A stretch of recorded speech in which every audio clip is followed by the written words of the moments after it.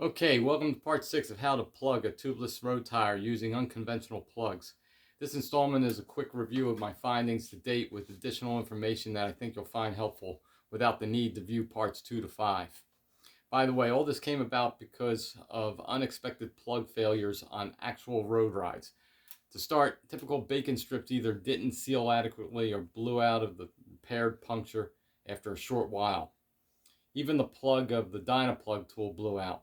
This was very disappointing, although the puncture may have been too large per Dynaplug specs. We did get a good seal to start, but it blew out a few miles down the road.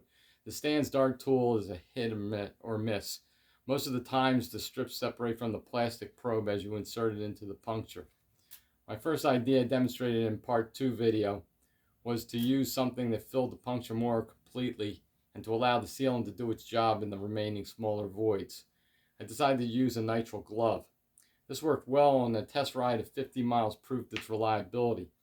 However, in this first test, I had punctured the tire, inserted the nitrile material, and allowed it to set overnight. On a real road test situation, this plug would blow out, as well as the bacon strips I made from old inner tubes. And also note that these materials don't react with sealant, so they won't expand or mold into the tire.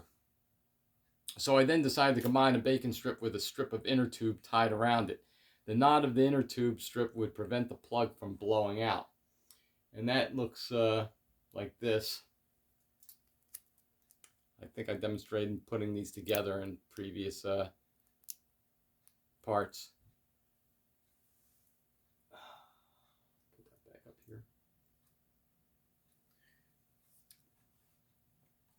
Adding a knot seems to do the trick, and I made a number of repairs on the road with them. They held up just fine with no blowouts.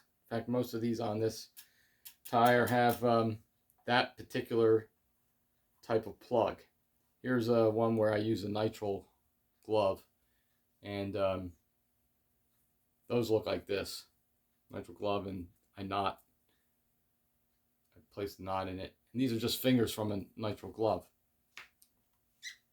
When it comes to larger cuts, maybe if they're like, say, a ½ inch larger, and there could be damage to the casing where you would need a boot.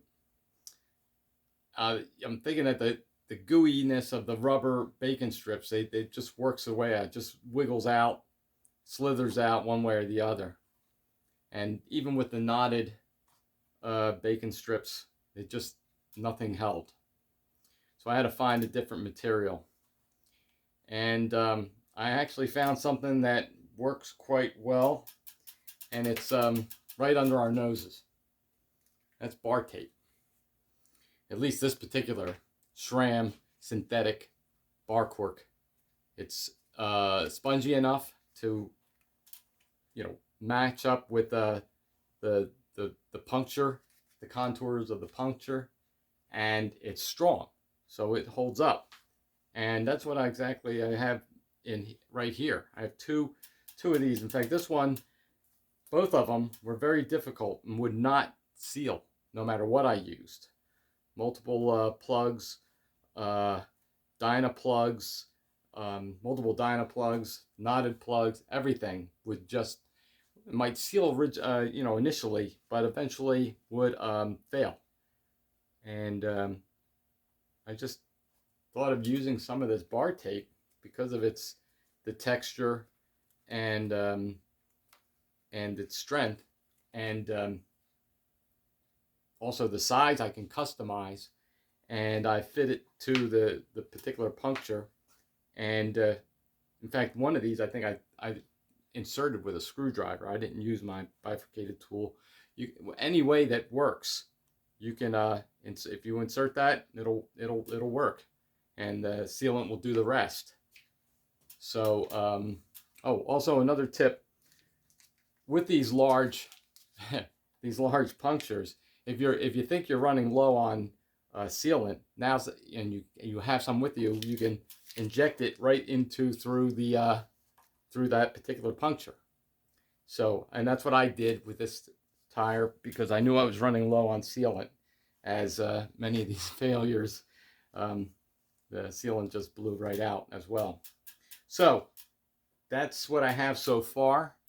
I'm going to run more tests with the bar tape, and I plan to, I'll probably demonstrate an actual puncture and use of the bar tape material in the next video. Hope that was helpful. Thanks.